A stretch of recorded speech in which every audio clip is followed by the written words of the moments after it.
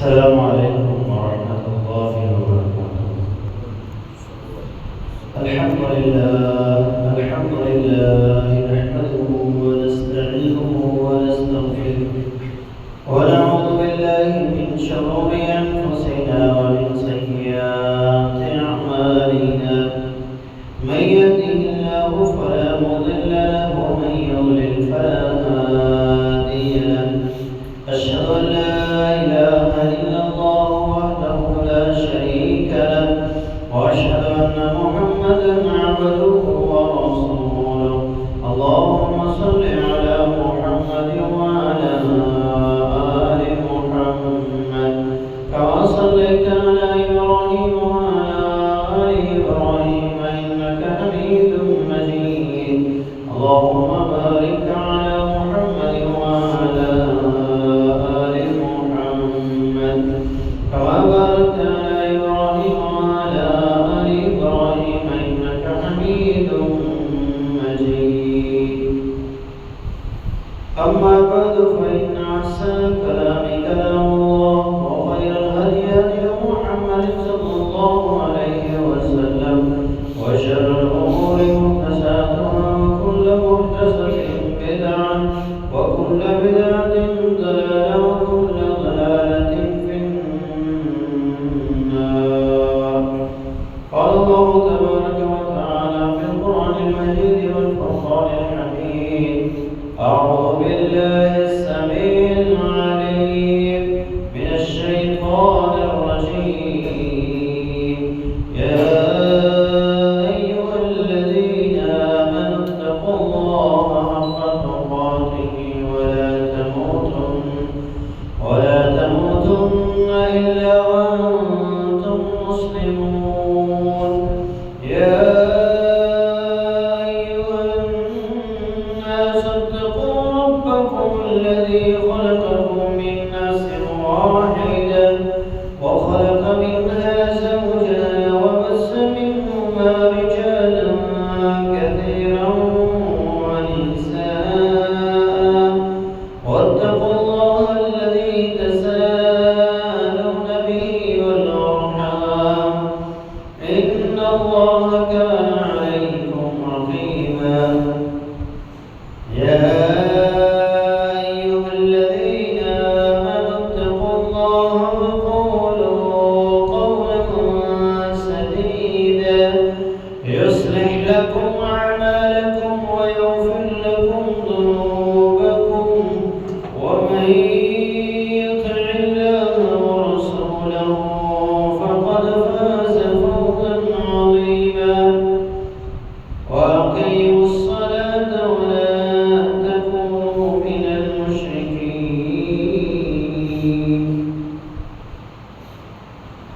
तमाम किस्म की ज़ारिफ़ात किब्रियाई बढ़ाई उठाई अल्लाह वहदहु ला शरीक के लिए खास है। अल्लाह ताला की पाकीज़ा व बाबरकत हम्द व सना के बाद अंतिम सलाम जनाब मोहम्मद मुस्तफ़ा सल्लल्लाहु अलैहि वसल्लम मुअज़्ज़ज़ सामीन, गुज़श्ता जुमा मुबारक में बेनमाज के हवाले से चंद गुज़ारिशात आपके सामने रखी गई थी। नमाज दीन इस्लाम के जितने भी अरकान हैं सबसे अहम रुकन नमाज समझा गया है। तौहीद और रिसालत के बाद सबसे अहम हुक्म जिसकी ताकीद की गई है वो नमाज है। किस कदर ये अहम हुक्म था, हर हुक्म की फर्जियत अल्लाह ताला ने ज़मीन पर फरमाई। सिर्फ नमाज वो वाहिद हुक्म है, वो वाहिद अमल है कि जिसकी फर्जियत अल्लाह ताला ने ज़मीन पर नहीं बल्कि सातवें आसमान पर फरमाई।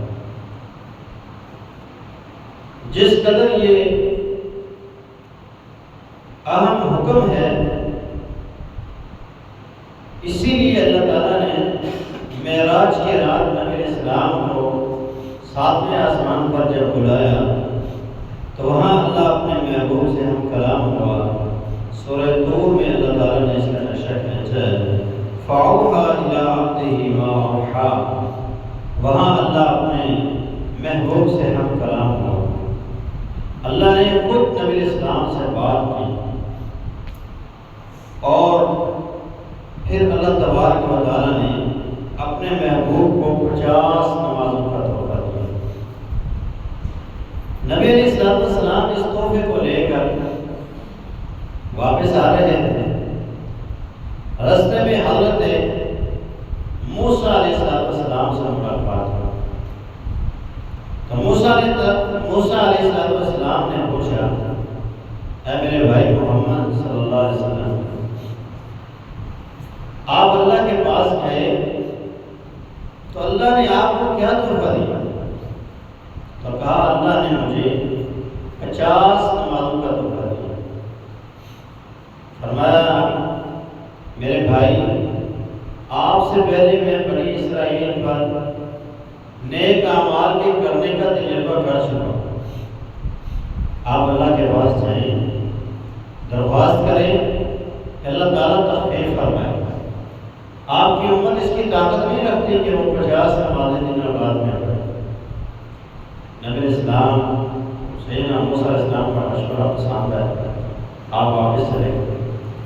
اللہ تعالیٰ نمازوں کو کام کرتے رہے، یہاں تک کہ 50 سے 5 رہ گئے، اور اللہ تعالیٰ نے پھر نبی علیہ السلام سے یہ بات کہی، یا محمد صلی اللہ علیہ وسلم، انہن 5 صلوات کل یوم و لیلۃ لکل صلاۃ 10، کہ اے میرے محمد صلی اللہ علیہ وسلم، یہ 5 نمازیں ہیں دن اور رات میں، جو ان 5 کو پڑھے گا اس کے لیے فذالک 50 صلاۃ، اس کے لیے 50 نمازیں۔ کیوں؟ ما یبدل القول لدی، کیونکہ جب میں کوئی بات کہتا ہوں تو پھر اس کے اندر تبدیلی نہیں ہوتی۔ اب میں نے تخفیف تو کر دی ہے، لیکن 5 کا اجر و ثواب 50 کے برابر ہے۔ تو اللہ تبارک و تعالیٰ سے یہ تحفہ لے کر پھر آپ واپس آئے تو موسیٰ علیہ السلام پھر بھی اور کہا، آپ کی امت اس کی بھی طاقت نہیں رکھتی، آپ پھر سے فرمایا نہیں میرے موسیٰ، آپ کو مجھے شرم آتی کہ میں واپس اللہ کے پاس دوبارہ جاؤں۔ تو نبی علیہ السلام پر نماز کی جو فرضیت ہوئی ہے وہ زمین پہ نہیں بلکہ آسمانوں پہ اللہ تعالیٰ نے بلایا، ساری کائنات سے نبی علیہ السلام کو بلند کیا، اور دین اسلام کا سب سے اہم عمل نبی علیہ السلام کو دیا کہ یہ لے جاؤ اور اپنی امت کو یہ تحفہ اللہ کی طرف سے دے۔ کس قدر اہم یہ حکم ہے کہ اللہ تبارک و تعالیٰ نے اس کی تکمیل کرنے کے لیے 80 بار تقریباً قرآن میں اقیموا الصلاۃ کا لفظ استعمال کیا کہ تم لوگ نماز کو قائم کرو، نماز کو قائم کرو۔ جس قدر یہ مسئلہ اہم تھا، امت آج اسی قدر سستی کا شکار ہے، امت آج اسی قدر غفلت کا شکار ہے، اور امت کی اکثریت ایسی ہے جو بے نماز ہے، اور جو پڑھنے والے ہیں ان میں سے بھی اکثریت ایسی ہے کہ جو پوری نہیں پڑھتی، کوئی 2 پڑھتا ہے، کوئی 4 پڑھتا ہے، کوئی صرف فجر کی پڑھتا ہے، کوئی صرف عصر کی پڑھتا ہے، کوئی 1 پڑھتا ہے، کوئی 2 پڑھتا ہے، کوئی 3 پڑھتا ہے۔ 5 پڑھنے والے بھی 5% لوگ ہوں۔ پورے اکبر آباد کی ساری مساجد کو دیکھ لیں اور اکبر آباد کی آبادی کا حساب لگا لیں تو آپ کو پتہ چلے گا میرے حساب سے 5% بھی نہیں بنے گا کہ جو 5% نمازی ہیں۔ اللہ، اس کی وجہ کیا ہے؟ اس کی ایک وجہ وہ جو مجھے سمجھ آئی ہے وہ یہ ہے کہ ہمیں حقیقی معنوں میں اللہ تعالیٰ کی معرفت ہی نہیں، ہم نے لا الہ الا اللہ تو پڑھا ہے، مگر ہمیں اللہ تعالیٰ کی پہچان نہیں ہے کہ ہمارا رب کون ہے۔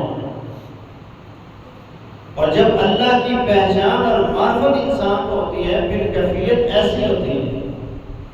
نظرۃ النعیم میں سیدنا حسن بن علی رضی اللہ تعالی عنہ کے حوالے سے روایت نقل کی گئی کہ جب وہ اللہ اکبر کی ایک صدا کو سنتے، مؤذن کی آواز کو وہ سنتے تو وہ کانپنا شروع ہو جاتے اور ان کے رونگٹے کھڑے ہو جاتے، چہرے کا رنگ تبدیل ہو جاتا، ڈرنا شروع ہو جاتے، کانپنا شروع ہو جاتے۔ لوگوں نے کہا اے حسن، اے جنت کے شہزادے، یہ کیفیت کیوں اور کیسے ہوتی ہے، کیا وجہ ہے؟ کہا ایک ادنا غلام اسے کائنات کا حقیقی شہنشاہ، کائنات کا مالک و مختار اپنے پاس، اپنے سامنے بلا رہا ہے، تو ایک غلام کی کیفیت کیسی ہونی چاہیے؟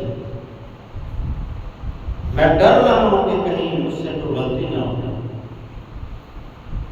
جب انسان کو اللہ کی معرفت ہوتی ہے، اللہ کی پہچان ہوتی ہے، پھر کیفیت نماز میں تو اور ہوتی ہے نا، یہ تو ابھی ابتدا ہے، تو ابتدا میں ہی ان کی ایسی کیفیت شروع ہو جاتی ہے۔ یاد رہے دن اور رات میں اللہ تعالیٰ نے صرف 5 بار 5 اوقات میں ہمیں اپنے سامنے آنے کا حکم دیا ہے، اور وہ سردی اور گرمی کے حوالے سے اللہ تعالیٰ نے اوقات مقرر فرما دیے کہ ان اوقات کے اندر تم لوگوں نے میرے سامنے آنا ہے، دنیا سے بے نیاز ہو کر، دنیا سے تعلق توڑ کر، صرف میرے ہو کر، یکسو ہو کر، خالص میری عبادت کے لیے میرے سامنے آنا ہے۔ ان الصلاۃ کانت علی المؤمنین کتابا موقوتا، اے ایمان والو، تمہارے اوپر ہم نے نماز کو مقررہ وقت کے اوپر لکھ دی۔ عبادہ بن صامت رضی اللہ عنہ فرماتے ہیں اللہ کے رسول صلی اللہ علیہ وسلم نے ارشاد فرمایا 5 صلوات افترضہن اللہ فی کل یوم و لیلۃ، 5 نمازیں ہیں جو رات اور دن میں اللہ تعالیٰ نے ہم پر فرض کی۔ 5 نمازیں 5 اوقات کے اندر ہمیں اللہ کے سامنے آنا ہے اور اللہ تعالیٰ کی عبادت کرنی ہے۔ دین اسلام جب کسی کام کے کرنے کا حکم دیتا ہے، اس کے فوائد بھی ساتھ میں بیان کرتا ہے کہ اس کے کرنے سے تمہیں یہ فائدہ حاصل ہوگا، اور جن کاموں سے روکتا ہے ان کی نحوست بھی واضح کرتا ہے کہ ان کا تمہیں نقصان کیا ہوگا، تاکہ کرنے والے کام کو انسان خوشی خوشی کرے اور نہ کرنے والے کاموں کو چاہتے نہ چاہتے ہوئے بھی ان سے انسان بچے۔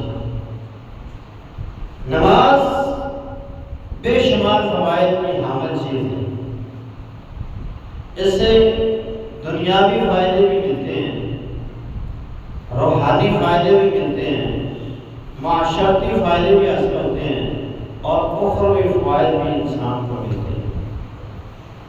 دنیا میں اللہ تعالیٰ بندے کو نماز کے ذریعے سے کیا کچھ عطا کرتا ہے؟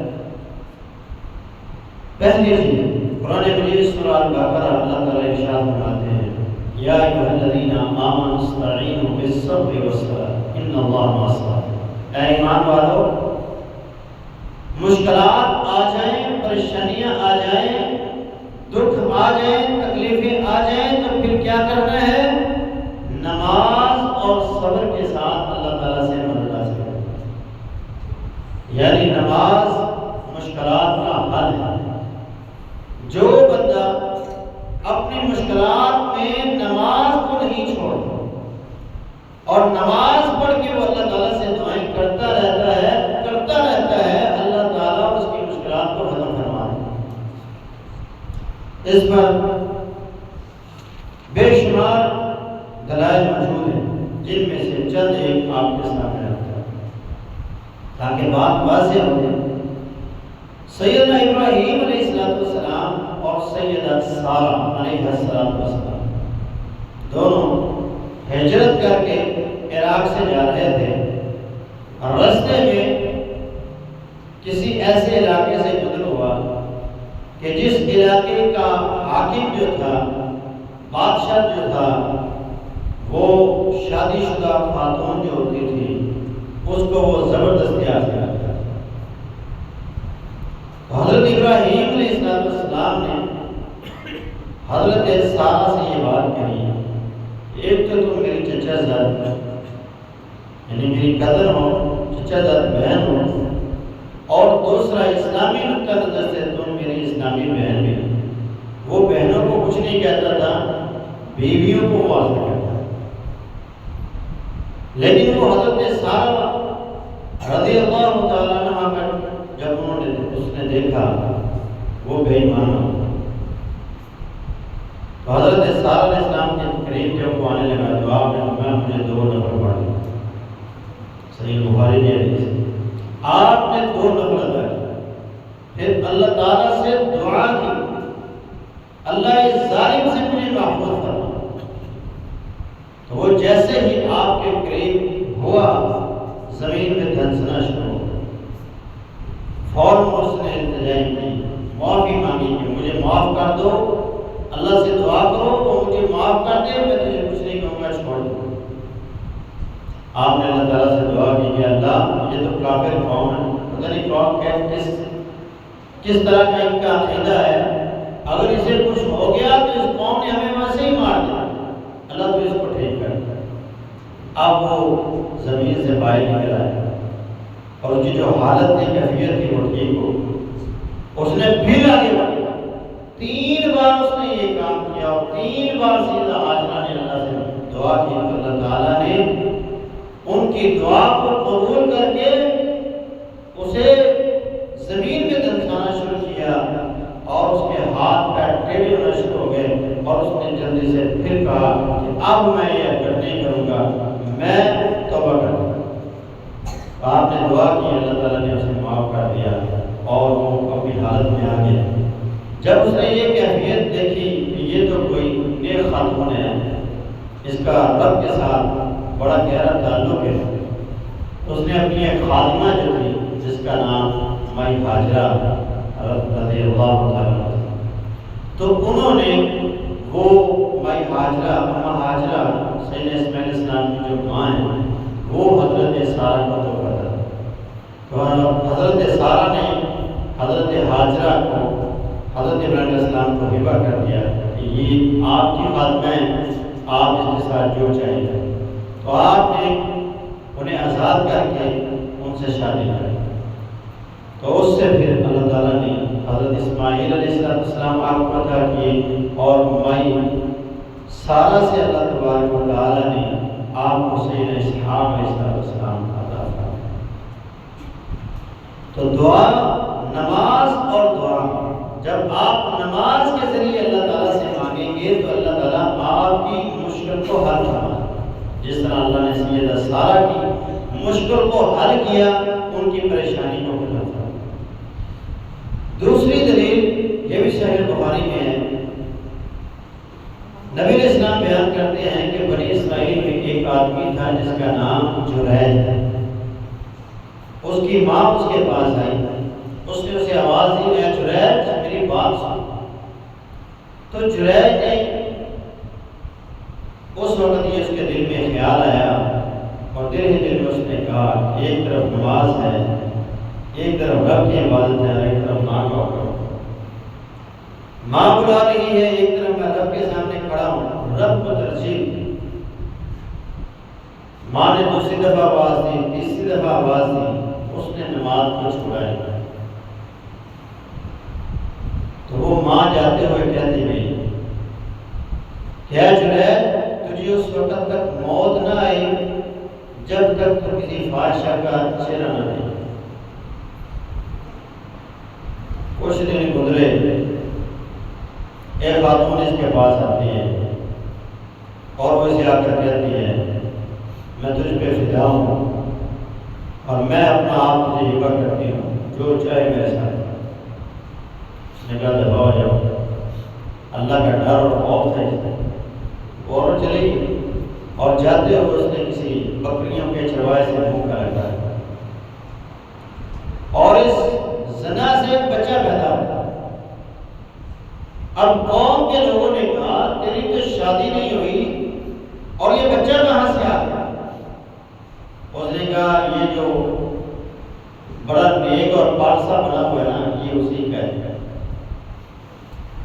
جس طرح ہمارے یہاں لوگوں کا بس ہوتا ہے، بس بندہ بات کہہ دے، کوئی تحقیق نہیں، کوئی پوچھنا نہیں، بس جلتے ہی مار پڑائی شروع۔ انہوں نے بھی یہی کہا، یہ بڑے عبادت خانہ گرا دیا، اسے باہر نکالا، گھسیٹا، مارا گیا۔ اس نے کہا مجھے بتاؤ تو صحیح میری غلطی کی ہے۔ انہوں نے کہا تیری غلطی یہ ہے کہ تم نے اس عورت سے بدفعلی کی ہے اور پھر اس کے نتیجے میں یہ بچہ پیدا ہوا۔ اس نے کہا معاملہ کچھ اور ہے، تم لوگ مجھے تھوڑا سا ٹائم۔ وہ اللہ کا ولی، اس نے وضو کیا، 2 نفل ادا کیے اور اس بچے کے پاس آیا اور اس کے پیٹ پر ہاتھ رکھ کے اس نے کہا اللہ کے حکم سے کلام کرو اور بتاؤ تمہارا باپ۔ جب بچے بولتے نہیں، وہ اس وقت بولا اور اس نے کہا میرا باپ یہ جریج نہیں ہے، میرا باپ فلاں بکریوں کا چرواہا ہے۔ کتنی بڑی مشکل تھی، اللہ تعالیٰ نے اس مشکل سے نجات دی، کس کے ذریعے؟ نماز میں۔ جب بھی کوئی مشکل آ جائے، جب بھی کوئی پریشانی آ جائے تو اللہ کے سامنے آ جائے۔ یہ نبیوں کی سنت ہے، یہ ولیوں کی سنت ہے، یہ میرے اور آپ کے پیارے حبیب جناب محمد رسول اللہ کی سنت ہے۔ نبی اسلام کے بارے میں حدیث ہے، آپ نے فرمایا اذا حضبه امر فصلى، جب بھی نبی اسلام غمگین ہوتے، دکھی ہوتے، پریشان ہوتے تو آپ نماز پڑھتے۔ جتنی مرضی بڑی پریشانی آتی، حبیب کبریا جناب محمد رسول اللہ سجدہ ریز ہو جاتے، اللہ سے مانگتے، اللہ کے سامنے گڑ گڑاتے، اللہ تعالیٰ آپ کی دعا کو قبول کرتے۔ غزوہ بدر نبی اسلام ساری رات سجدے میں پڑے تھے، بار بار سجدے میں جاتے، اللہ سے دعائیں کرتے، اتنا لمبا سجدہ کیا کہ حضرت ابوبکر صدیق رضی اللہ عنہ آئے، یہاں تک کہ جو آپ کے کندھے پر چادر تھی وہ بھی نیچے گری، آئے اور اٹھایا اور کہا اللہ کے رسول اٹھ جائیے، اللہ آپ کی دعاؤں کو رد نہیں کرے گا، آپ کی دعائیں ضرور قبول ہوں۔ 313 مقابلہ 1000 کے ساتھ ہے اور اللہ نے 3000 فرشتوں کی فوج بھیج کر مجاہدین اسلام کی مدد فرمائی اور اسلام کی پہلی جنگ میں مسلمان شامل ہو۔ جب بھی کوئی مشکل آئے، جب بھی کوئی پریشانی آئے، کسی بھی قسم کا دکھ ہو، اللہ تعالیٰ سے دعا کریں، اللہ تعالیٰ آپ کی پریشانی کو ختم کروا۔ صحیح البخاری میں ایک اور واقعہ نبی اسلام کا منقول ہے۔ نبی اسلام نے نمازوں میں دعائیں کرنا شروع کی، یعنی قنوت نازلہ نبی اسلام پڑھتے اور آپ یہ دعا کرتے اللہم انج عیاش بن ابی ربیع، اللہم انج سلمۃ بن ہشام، اللہم انج ولید بن ولید۔ یہ 3 صحابی دشمنوں کی قید میں ہیں، نبی اسلام ہر نماز میں ان کے لیے دعائیں کرتے، دعا کرتے رہے۔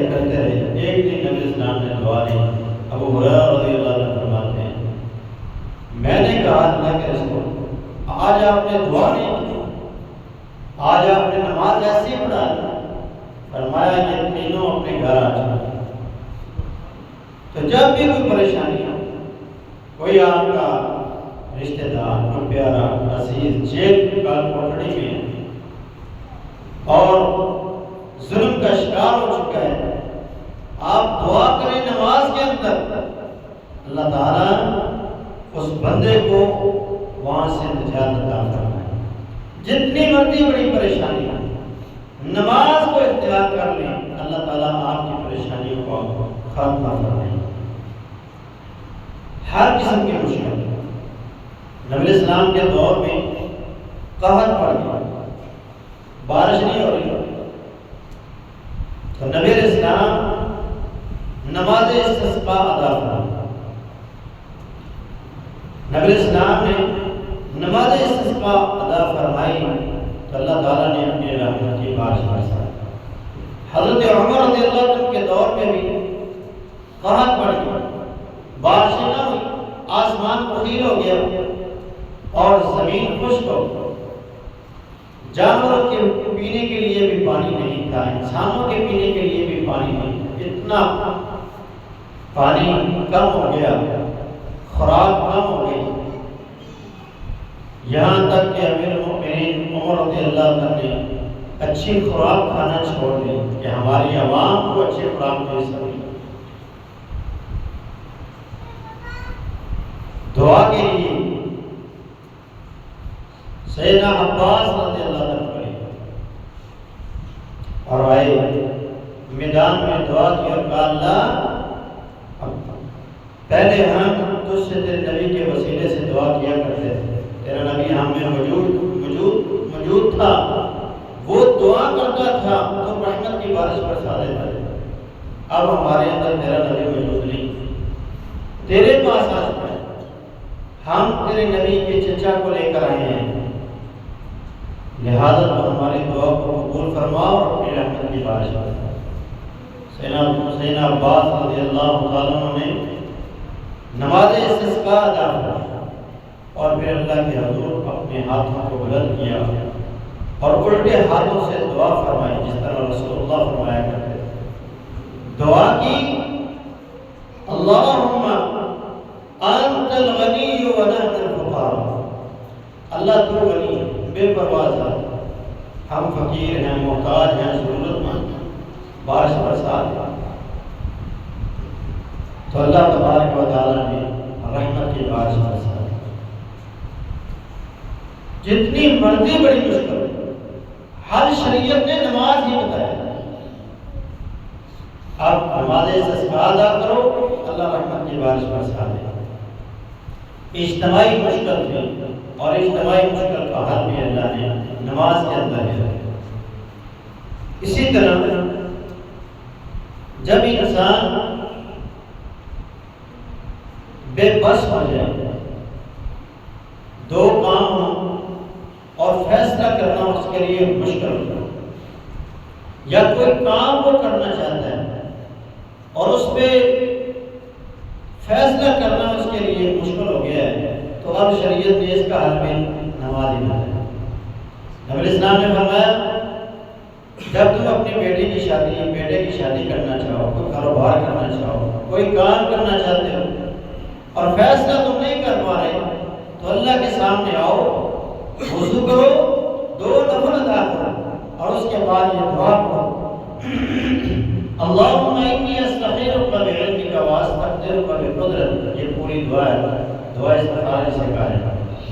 یہ دعا کرو، اللہ سے مشورہ کرو، اللہ تعالیٰ سے جب تم مشورہ کرو گے تو اللہ تمہارے لیے اگر وہ کام بہتر ہوگا تو تم خود بخود اس کام کو کر دو، اللہ اس کے اندر آسانیاں پیدا فرما دے، اور اگر وہ تمہارے لیے بہتر نہ ہوا تو تمہارے لیے اس کام کے اندر رکاوٹیں آ جائیں گی، تمہارا دل بدظن ہو جائے گا اور تم اس کام کو چھوڑ دو، اور جو تمہارے لیے بہتر ہوگا وہاں تک اللہ تمہیں پہنچا دے گا۔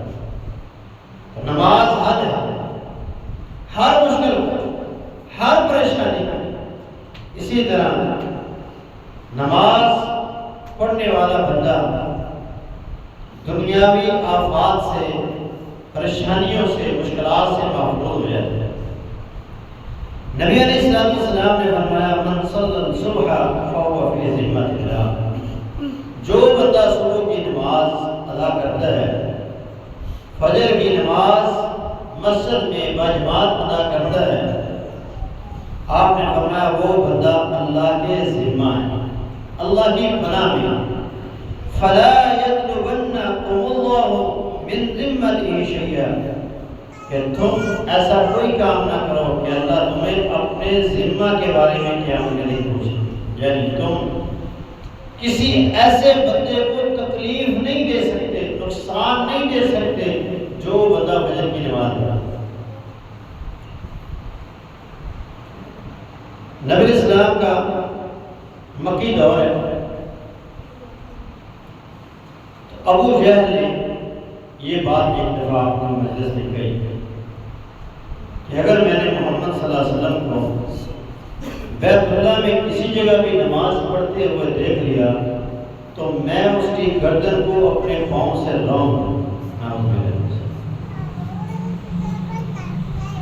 کچھ دن گزرے، نبی اسلام نماز پڑھ رہے تھے، اس کے ساتھیوں نے اسے بتایا کہ وہ جو تیری خواہش ہے وہ آج پوری ہو سکتی ہے۔ اور محمد صلی اللہ علیہ وسلم نماز پڑھ اب یہ آیا، دیکھیں اللہ حفاظت کرتا ہے نقصان پہنچانے والوں سے۔ جو بندہ نماز پڑھتا ہے، آپ حالت نماز میں ہیں اور ابو جہل آپ کی طرف بڑھا اور آپ کو نقصان پہنچانے لگا اور آپ کی گردن پر اپنا پاؤں رکھنے لگا تو ڈرتے ہوئے پیچھے بھاگا، ڈرتے ہوئے پیچھے بھاگا۔ تو لوگوں نے کہا کیوں نہیں کیا تو نے؟ یہی تو خواہش تھی۔ کہا میں کیسے اس کے قریب جا سکتا تھا؟ محمد صلی اللہ علیہ وسلم اور میرے درمیان آگ کی ایک خطرت تھی بہت، میں آگے بڑھتا تو اس آگ میں گر جاتا۔ پھر میں نے ایسے خوفناک مناظر دیکھے کہ اگر میں آگے بڑھتا تو وہ خوفناک چیزیں جو تھی وہ مجھے ختم کر دیتی۔ میں نے پروں والے فرشتوں کو دیکھا کہ وہ میری طرف بڑھ رہے تھے، اس لیے میں پیچھے بھاگ گیا۔ نبی اسلام کو جب علم ہوا تو آپ نے فرمایا لو دنا منی لأحتطته ملائکۃ عصبا عصبا، اگر ابو جہل آگے بڑھتا تو اللہ کے فرشتے اس کے ایک ایک جوڑ کو الگ الگ کر دیتے۔ تو یہ نماز کی برکت ہے کہ جب انسان اللہ کے سامنے آتا ہے تو اللہ تعالیٰ ہر حاسد کے حسد سے، ہر شریر کی شرارت سے اور نقصان پہنچانے والوں کے نقصان سے اپنے بندے کو محفوظ کرتا ہے۔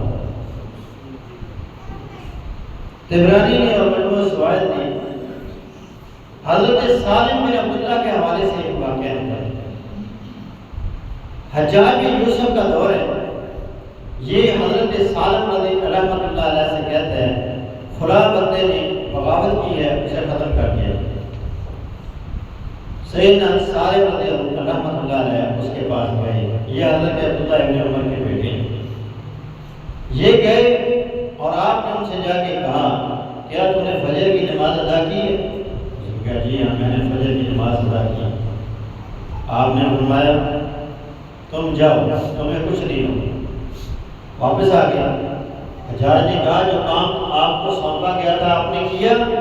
اور میں نہیں، جس بندے کو اللہ پناہ دے دے میں اس کا کچھ نہیں بگاڑ سکتا، کیونکہ میں نے اپنے باپ کو یہ کہتے ہوئے سنا کہ اللہ کے نبی صلی اللہ علیہ وسلم نے فرمایا جس بندے نے فجر کی نماز ادا کر لی وہ بندہ اللہ کی پناہ میں۔ اور تم ایسا کوئی کام مت کرو جس کے بارے میں اللہ اپنے ذمے کے بارے میں قیامت کے دن تم سے پوچھے۔ اس نے کہا تجربہ کرتے ہیں، حاکم وقت جو ہوتا ہے یہ کرسی کے نشے میں بڑے بڑے کام کرتا ہے، اس کو بھی کرسی کا نشہ ہے کہ مجھے کون پوچھنے والے۔ بعض روایات میں یہ ترک کے اندر یہ بات منقول ہے کہ اس نے اس بندے کو پکڑ لیا اور پھر اپنے دربار میں بلایا اور پھر خود تلوار لے کر آگے بڑھا اور پھر ڈرتا ہوا پیچھے بھاگ گیا۔ کسی نے کہا ایسا کیوں ہوا؟ مارو آپ اس کو جا کر۔ کہا اگر میں اس کے قریب جاتا تو میں نے اس کے کندھوں سے 2 شیروں کو اپنے اوپر حملہ کرتے ہوئے، اگر میں آگے بڑھتا تو وہ مجھے چیر کے رکھ دیا۔ تو جو بندہ نماز پڑھتا ہے وہ بندہ اللہ کی پناہ میں ہوتا ہے۔ ہر قسم کی مشکل سے، پریشانی سے، مصیبت سے اللہ تعالیٰ اپنے بندے کو محفوظ فرماتا ہے۔ اسی طرح نماز کے روحانی بھی فوائد ہیں۔ جو بندہ نماز پڑھتا ہے اسے سب سے بڑا جو فائدہ حاصل ہوتا ہے وہ اس کی روح کو ملتا ہے، اور اس کی روح جو ہوتی ہے وہ سکون میں ہوتی ہے۔ روحانی فائدہ سب سے بڑا جو بندے کو ملتا ہے وہ بندہ پرسکون زندگی گزارتا ہے۔ نماز کیونکہ اللہ تعالیٰ کا ذکر ہے، اور اللہ فرماتا ہے الا بذکر اللہ تطمئن القلوب، اللہ کے ذکر سے ہی بندے کو سکون ملتا ہے۔ جو بندہ اللہ کی یاد میں رہتا ہے وہ بندہ سکون میں رہتا ہے۔ نبی علیہ السلام کے کئی ایک فرمان ہیں، ان میں سے ایک یہ ہے، آپ نے فرمایا حبب الی من الدنیا الطیب والنساء وقرۃ عینی فی الصلاۃ۔ دنیا سے مجھے جو چیزیں محبوب ہیں ان میں خوشبو ہے، مجھے میری بیویاں ہیں، اور اس کے بعد آپ نے میری آنکھوں کی ٹھنڈک اللہ نے نماز کے اندر رکھی۔ اگر آپ پریشان ہیں، دکھی ہیں، دل غم زدہ ہو چکا ہے تو رب کے سامنے سجدہ ریز ہو، اللہ سارے دکھ، ساری تکلیفیں ختم کر کے آپ کے دل کو سکون عطا فرماتا ہے۔ نبی علیہ السلام جب غم زدہ ہوا کرتے ہیں سیدنا بلال سے کہتے ہیں یا بلال اقم الصلاۃ وارعنا بالصلاۃ، اے بلال اٹھو، اذان پڑھو، اقامت پڑھو، اور نماز کے ذریعے ہمارے دلوں کو سکون پہنچاؤ۔ اذا حضبہ امر صلی، جب نبی السلام غم زدہ ہوتے، دکھی ہوتے، آپ کا دل بے چین ہوتا، آپ نماز کے لیے آتے۔ نماز انسان کی روح کو پاک کر دیتی ہے، اور جو بندہ بے نماز ہے اس کی روح جو ہے وہ ناپاک ہو جاتی ہے، اور جو انسان نماز پڑھتا ہے وہ زندہ دل انسان ہے، اس کا ضمیر زندہ ہے، اور جو بے نماز ہے وہ اس بندے کا ضمیر جو ہے وہ مردہ ہو جاتا ہے، اس کا دل بے چین ہو جاتا ہے۔ تکبر، غرور انسان کے دل سے اس وقت نکل جاتا ہے جب وہ نمازی بن جاتا ہے۔ تاریخ اسلام میں اس طرح کے بڑے واقعات موجود ہیں، جن میں سے ایک سلطان محمود غزنوی کا ہے، وقت کا حکمران ہے، دنیا کا حکمران ہے، اور اپنے غلام کے ساتھ کھڑے ہو کے وہ نماز پڑھتا ہے۔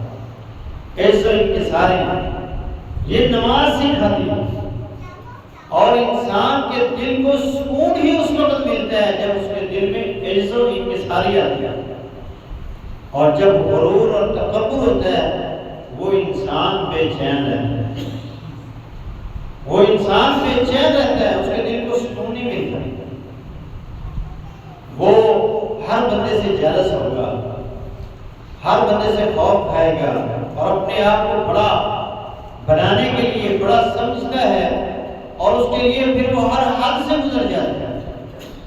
تو نماز جو ہے یہ ہمیں عزت کی ساری سکھاتی ہے، تکبر سے بچاتی ہے، اور یہ تکبر کی بیماری دل کی بیماری ہے، روحانی بیماری ہے۔ سلطان محمود جب اپنے غلام کے ساتھ کھڑے ہو کے نماز پڑھ رہے تھے تو شاعر نے اس کا نقشہ اس طرح کھینچا کہ ایک ہی صف میں کھڑے ہو گئے محمود و ایاز، نہ کوئی بندہ رہا نہ کوئی بندہ نماز، نہ کوئی بادشاہ ہے نہ کوئی فقیر ہے، سب ایک ہی صف میں کھڑے ہو گئے۔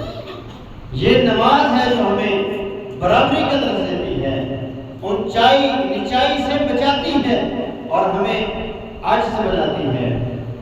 نماز پڑھنے والا انسان اللہ کے قریب ہوتا ہے، اللہ کے دوستوں میں اس کا شمار ہوتا ہے، اور بے نماز ہوتا ہے وہ شیطان کا دوست بن جاتا ہے۔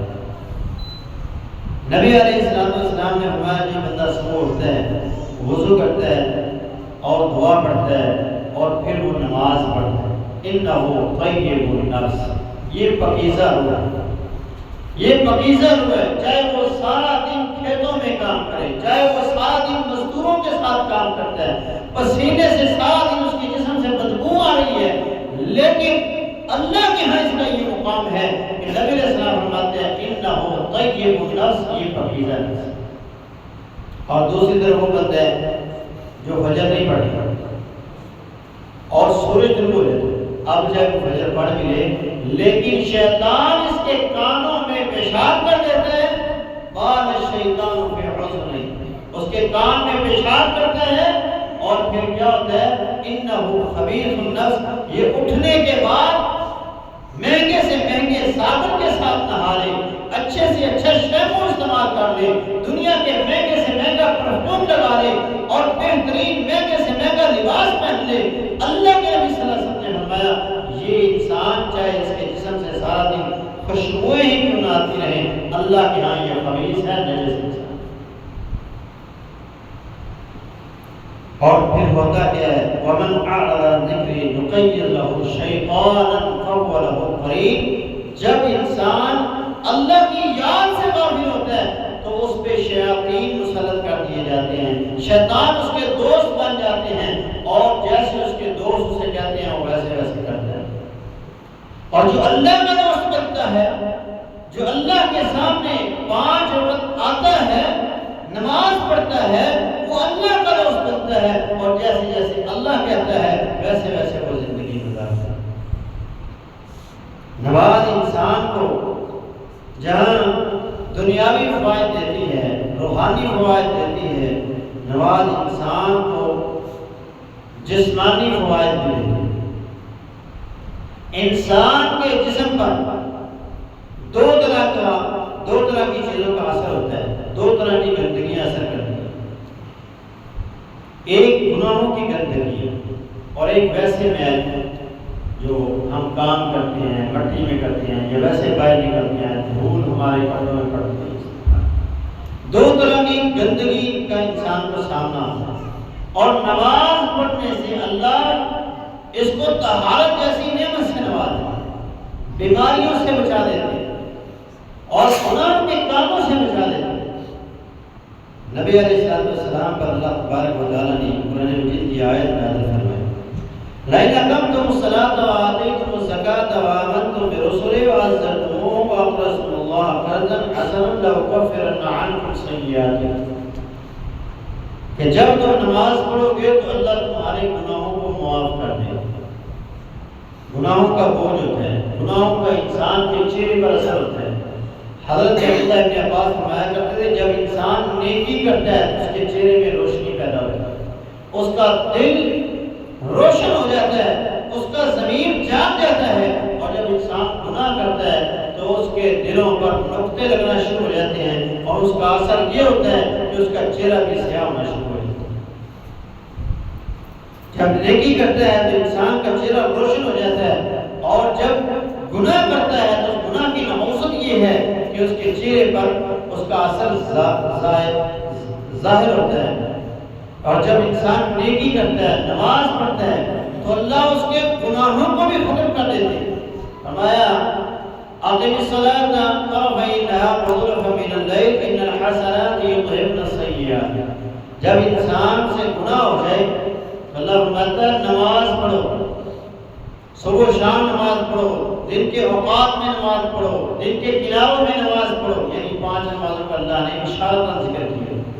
جو بندہ نمازیں ادا کرتا ہے کیا ہوتا ہے اللہ ان نمازوں کے ساتھ اس کے گناہوں کو ختم کر دیتا ہے۔ تو انسان کے اوپر جو بوجھ ہوتا ہے گناہوں کا وہ ختم ہو جاتا ہے جب انسان اللہ کے سامنے نماز پڑھتا ہے، اور جب وہ نماز کے لیے آتا ہے تو اس کی مثال بھی نبی اسلام نے دے کر بیان فرمایا لو ان نهرا بباب احدكم فيغسل فيه 5 مرات هل على جسده من درن شيئا، کہ جب تمہارے کسی بندے کے گھر کے سامنے نہر چلتی ہو، ٹیوب اس کے گھر کے سامنے، اور دن میں 5 بار وہ نہائے تو کیا اس کے جسم پر کوئی میل باقی رہتی ہے؟ تو صاحب نے کہا اللہ کے رسول 5 بار نہانے کے بعد کون سی میل رہے گی؟ صاف ستھرا ہو جائے گا۔ آپ میں اسی طرح 5 نمازیں پڑھنے والے کے اللہ سارے گناہوں کو معاف کرتا ہے۔ اور 5 وقت جب آپ اپنے کام سے اٹھ کے مسجد آتے ہیں، وضو کرتے ہیں، اللہ آپ کو آپ کا چہرہ حشاش کر دیتا ہے، آپ کے ہاتھوں کی میل کر جاتی ہے، چہرے کی میل کر جاتی ہے، پاؤں کی میل کر جاتی ہے، اور نماز پڑھنے والا انسان گناہوں سے اپنے آپ کو حد المقدور کوشش کرتا ہے کہ وہ بچا لے۔ ایک تو نماز بچاتی ہے انسان کو گناہوں سے، اور دوسرا انسان خود بھی کوشش کرتا ہے کہ وہ اپنے آپ کو گناہوں سے بچا لے۔ نماز کے جو اجتماعی فوائد ہیں، معاشرتی فوائد ہیں، ان میں سے ایک یہ بھی ہے کہ جب دن میں 5 مرتبہ محلے کے لوگ ایک ہی مسجد میں آ کر نماز ادا کرتے ہیں تو ایک دوسرے کے دکھ سکھ میں شریک ہوتے ہیں۔ ایک نہیں آتا تو دوسرے پوچھتے ہیں وہ کیوں نہیں آیا، کہاں گیا ہے، کیا کوئی مسئلہ تو نہیں ہے۔ یہ معاشرتی فوائد ہیں نماز کے ذریعے سے، جب بندے کو ملتے ہیں اس وقت جب وہ نماز ادا کرتا ہے۔ تو یہ روحانی، جسمانی، دنیاوی اور معاشرتی فوائد آپ کے سامنے رکھے گئے۔ اللہ تعالیٰ ہمیں نماز کا پابند بنائے اور فقط کے اوپر 5 وقت اپنے سامنے حاضر ہونے کی توفیق عطا فرمائے۔ اقول قولی ھذا۔